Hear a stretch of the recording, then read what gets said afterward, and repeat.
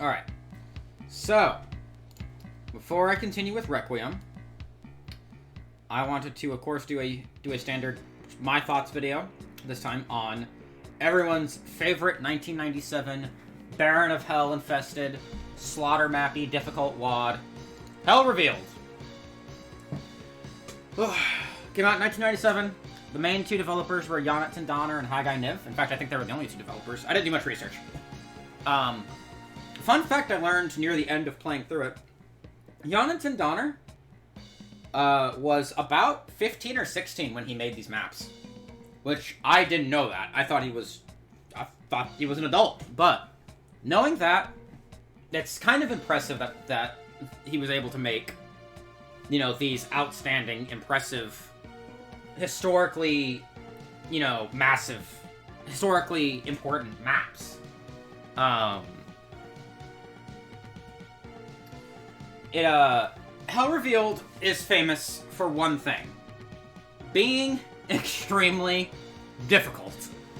Anytime nobody mentions Hell Revealed without thinking, oh god, Hell Revealed. Nobody does that. Hell Revealed is hard. Is very difficult. And I'm gonna go episode by episode like I always do and talk about Hell Revealed. Talk about each WAD. But right now, Hell Revealed, I think it's one of the first WADs that tried to push the envelope as far as difficulty goes. It tried to be the hardest WAD out there. And I think it being the first that tried to really do that, other than, like, Plutonia, kind of didn't really know what was and wasn't going to work. So, it kind of just tried to just go as hard as possible. And now, obviously, we know how to... Having come this far, we know how to tune fights. So we're able to make fights that are a little more pleasing, or a little more, you know, not ass. But, I mean, Jim had only been out for like 3 or 4 years. That wasn't really possible yet. You know, Plutonia had been out for like probably not even one. Not even a full year.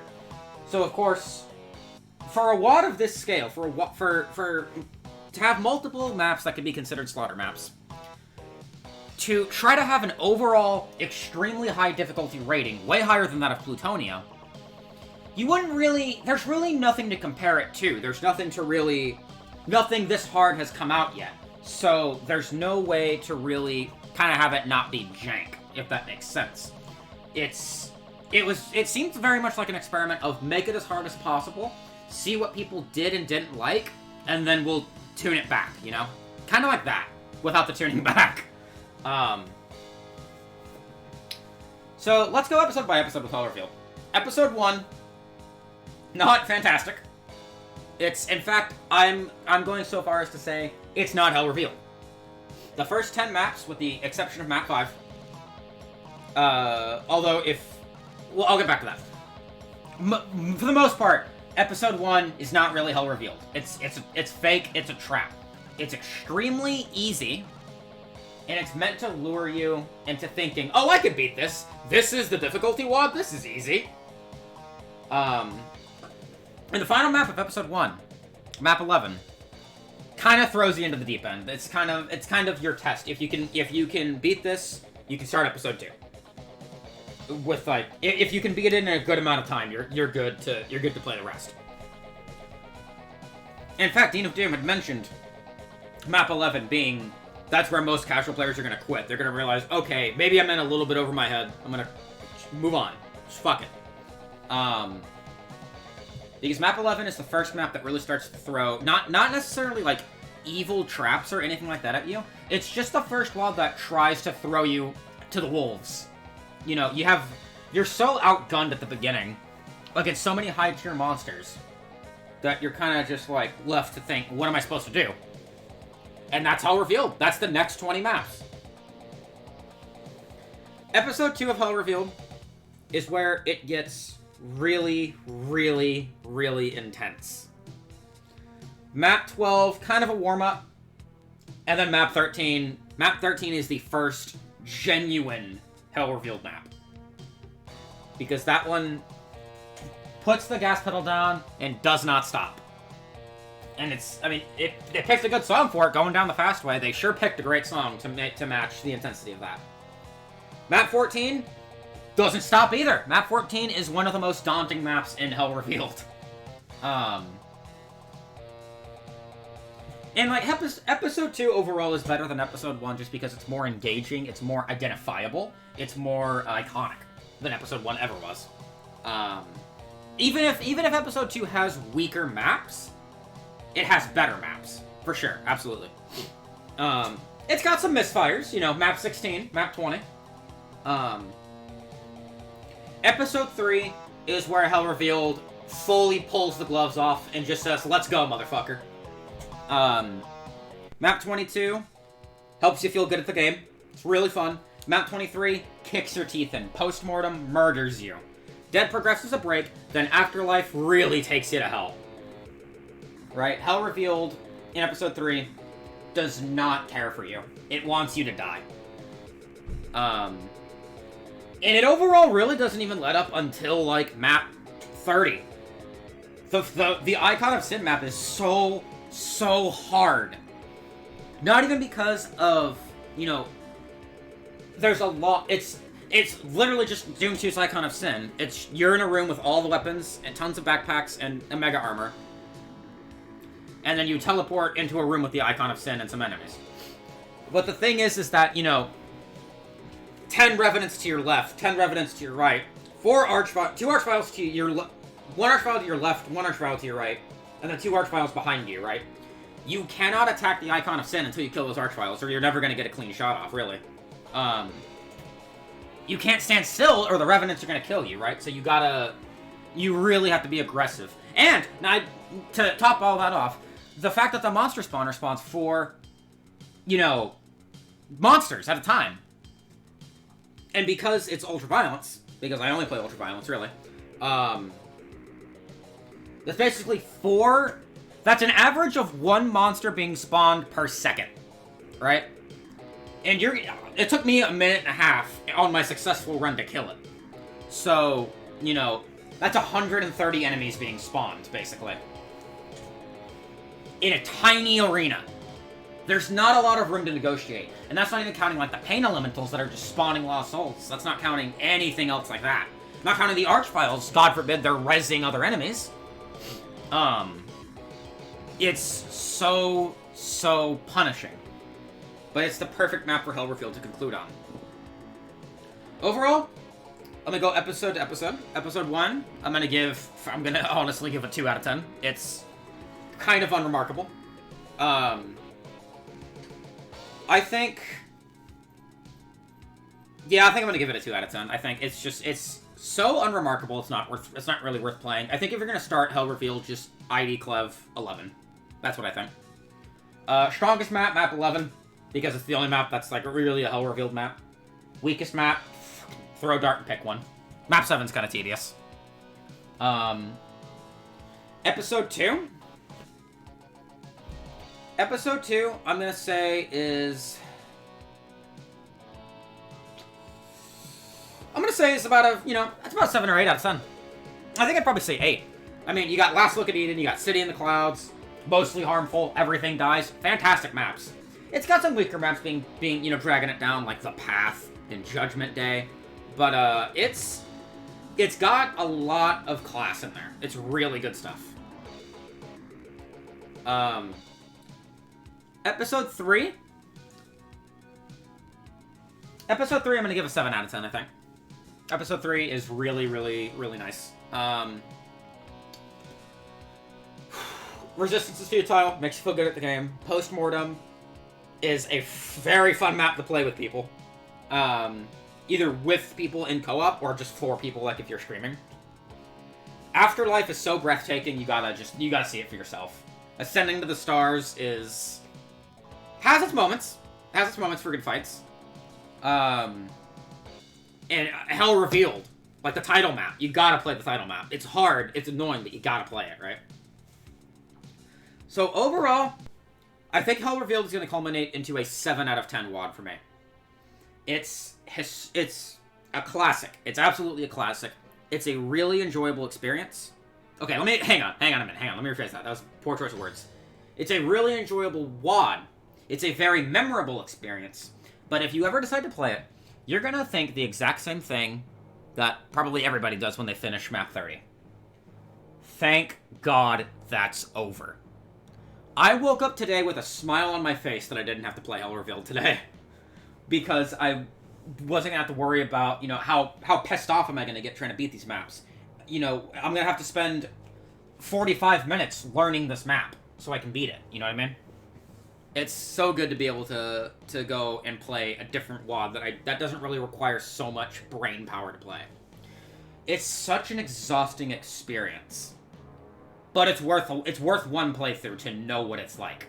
Because all you're gonna need is that one playthrough to really know, and really, not only to know the WOD for itself, but to be able to appreciate it.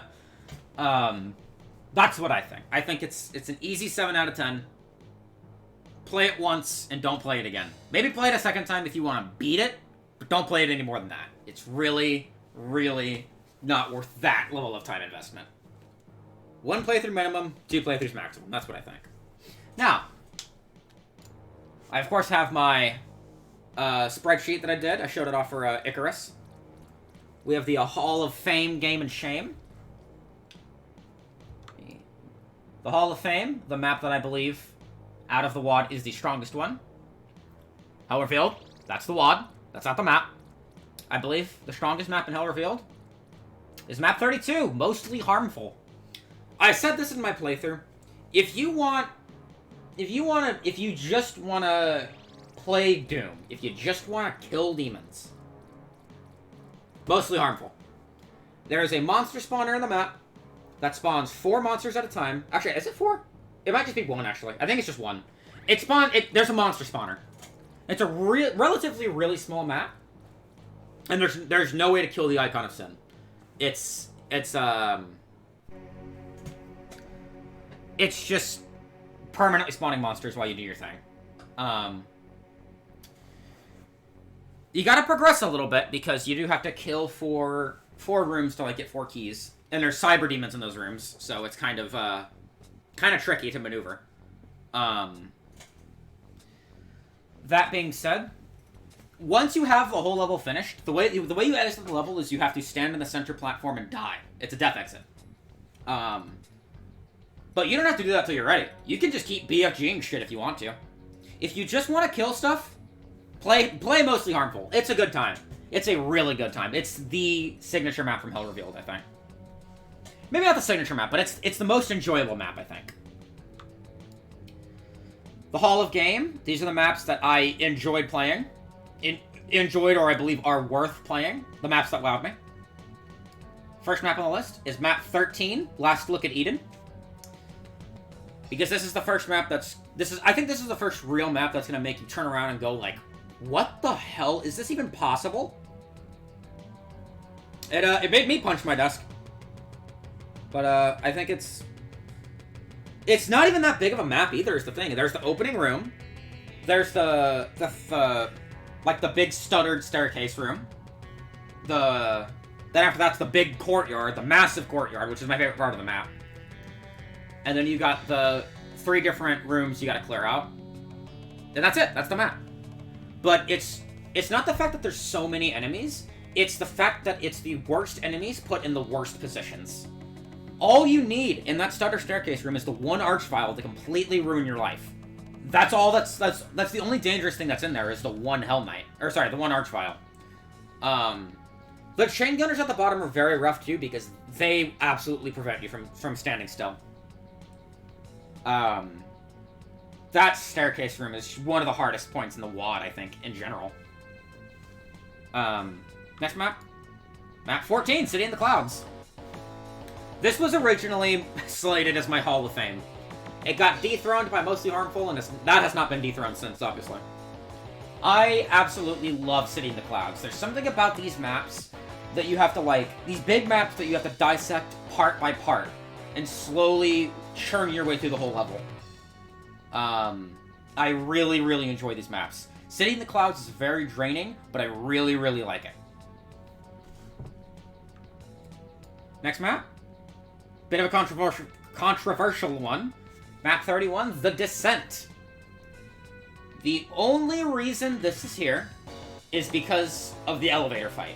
I don't know what it is, I just really like elevator fights. However, this map does have a couple of things. That's a couple of things against it. One, the elevator fight can be cheesed. Just stand on the teleporter, stand where they're going to teleport in, and you're not going to have to fight anything. So that's really unfortunate. Second, there's no armor in the map. There's literally no armor. That sucks. 3, you can cheese the elevator fight, but you can also cheese the other fight when you grab the key. I think it's the red key that spawns the Revenants and Hell Knights and Barons. Which is that before you grab either of the keys, you kill one of the Cyber Demons in the corner, because the doorways that they're in are monster blocking. And then you grab the key and just haul ass in there. And you've basically won the map.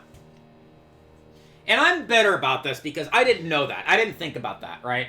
It was so obvious to me because I commented on the Cyber Demon being blocked by a line def, and I didn't consider, oh, I can get him out of the way and go hide in there.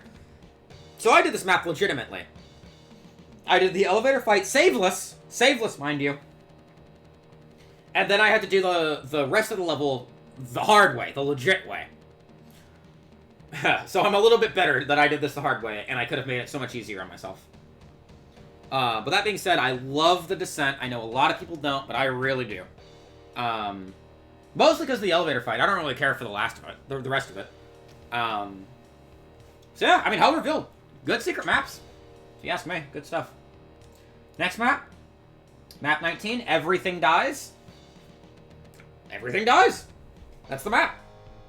It's, I love the concept of you're given everything, max stats, max ammo, and nothing else for the map. And you gotta ration it. I really like that idea. So it really tickled me. It's not even that long of a map either, but it doesn't really need to be for that concept. It's really, really nice. The way that the fights are segmented as well, it's not even like, here's an entire level to go explore. It's like, you know, grab all your stuff, open the door, there's one room, clear it out, you know, flip a switch, next wall lowers, go to the next room, same thing. It's like a couple different trials before you get to the exit. I really like this map. Next map, map 22, Resistance is Futile. This is also a really nice map.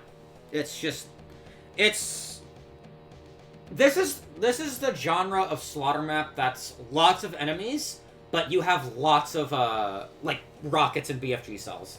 It's a lot of enemies against you at one time, but, like, you can just hold down mouse 1 and win, pretty much. I wouldn't even really call this a slaughter map, it's just in that genre of combat, right? Solid map, really nice map. Next one. Map 24, Postmortem. Postmortem. The map that, if you try to play it in DOSBox and save, the game crashes. It's hard. It's real hard. The hardest part's the start, because where do you go? What do you do? It's hard. But I will say, actually, for being an open-ended map like this with a very chaotic start, it does a really good job at, like, making sure you can only go one way. It's just you gotta find it amidst all the bullshit. So you can't really, I don't think, do the level out of order. Yeah, Postmortem. It's, in my opinion, it's probably, I don't think it's the hardest map in Hell Revealed. I think it's up there, but it's not the hardest map. No, I think I would say that the hardest map goes to Afterlife, map 26. Because you are given 2 trials, basically. You're given a marble room. Okay, well, you're given the main area, which is just you're floating in space with all these different enemies surrounding you. And it's a chaotic mess. If you're not an idiot like me, you would go to the room behind you, grab the super shotgun, and then handle the 2 trials. Me, I just grabbed the shotgun and just went in. But the first trial is the marble room, which is basically you gotta handle 4 different sets of enemies. You gotta kill the enemies out there first, right? Then you flip these switches. The first one releases archviles on the inside to res stuff. The second set releases archviles on the outside to res stuff. The third set releases archviles kind of in the walls. When you fall down there in the marble room, you hear these imps getting crushed. And, these archviles, I guess, get released in these walls to res those crushed imps. So you gotta deal with ghost monsters now. In the fourth switch, releases, I think, specters in the center area and a cyber demon in the center area as well. In the marble room that you were just in. So you gotta kind of negotiate with the cyber demon to kill the ghost enemies. And the second trial, I just called it a parking garage because that's what it looks like. It's a ton of fucking enemies just straight in front of you on ledges to your left and right. And straight into the right is a door. Down these stairs is a pitch black room with imps guarding your staircase that you're on. At the other end is a bunch of shotgunners and I think some cacodemons or barons. I think they're barons. I don't remember for sure. And a cyber demon. However, the cyber demon's in a box and can't see you. So then you flip the switch in front of the cyber demon to release 2 archviles, right? You flip the switch behind those archviles to release the cyber demon. But these 2 doors that you can't see because it's a pitch black room, literally the texture is just black, so you can't even see it at max brightness. Releases like 25 revenants total. And all you have for all of this shit is the super shotgun. That's why I think Afterlife is the hardest map in the WoD. But I don't think necessarily the most engaging, because, like, Resistance is Futile at least has, like... Resistance is Futile has weapons, right? City in the Clouds has weapons. Last Look at Eden has weapons. Afterlife, you just have the super shotgun. It's not really all that engaging. To me, at least. Good map. Absolutely worth playing. Maybe not so much the combat, though. Oh, and also you get ghost monsters at the end as well. They're out of bounds. They're, like, out of the range of where you can attack. I think. Those are all for the maps that I like. I was gonna put down map 30, but I cannot really... I can't recommend playing that. That map makes me frustrated. Now for the Hall of Shame. Every WoD has that one map that you just don't like. And for me, that is... The weakest map in Hell revealed to me is... Map 20, Judgment Day. It is a weird little map. You're given a shotgun and full shells. At the start of the map, right? You go in. Down the stairs is like 8 fucking mancubi. Go up the stairs behind them. There's like cacodemons and barons. You grab the key, go back. There's tons of shit infighting in the center room. Hang a left in the center room with the key you just got. And there's other stuff I can't really remember. And then still just the shotgun, by the way, I think. Maybe there's rockets as well, I don't remember. Then you hang a right in that center room. And then there's the teleporting Baron maze from Plutonia map 20. Except there's like 10 Barons, not 4. So, yeah. And then go down the stairs in that room, there's a cyber demon. Right, it's just a whole thing. It's just a messily put together map. There is, thankfully, a secret with a super shotgun. And I think you get a rocket launcher as well, but that's basically it. It's the weirdest put together map in Hell Revealed, I think. And prior to this, I had an episode 1 map because I just did not care for it. Actually, I think prior to map 20, I think I had map 6. Because I remember literally 0 of that map. Then I think I had the path there, because the path is hilariously bad. But Judgment, like, I'd rather play the path than Judgment Day, and that really says something. The path is so tedious, but, like, the Judgment Day is, like, annoying. It's like bad annoying. It's not like the path annoying. Right? So, overall, Hell Revealed definitely gets a 7 out of 10 for me. I will not be playing Hell Revealed probably again. At least not anytime soon. I'm going to be playing Requiem next. I moved Requiem back because I wanted to play Hell Revealed first. I'm glad I did, but I'm not playing Hell Revealed again. Alright, look out for Requiem tomorrow, boys. Those are my thoughts on Hell Revealed. Peace.